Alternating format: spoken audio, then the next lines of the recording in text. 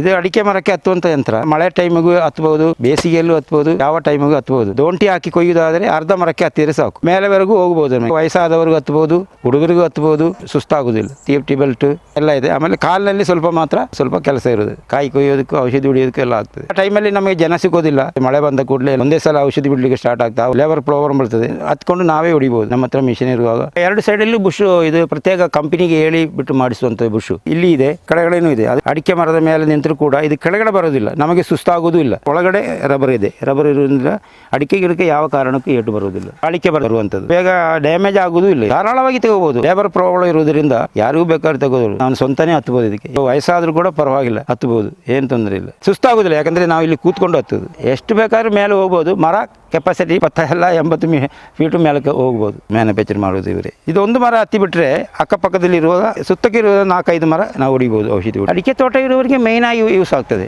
ಈಗ ಲೇಡೀಸು ಮರ ಹತ್ತಾ ಇದ್ದಾರೆ, ಅವರಿಗೂ ಯೂಸ್ ಆಗ್ತದೆ. ಇದು 2 ವರ್ಷ ವ್ಯಾರಂಟಿ ಇದೆ. ಪ್ರೈಸ್ ಬಂದು 8,000 ಕೊಡ್ಬೋದು. ವಯಸ್ಸಾದವರು ತಗೋಬಹುದು.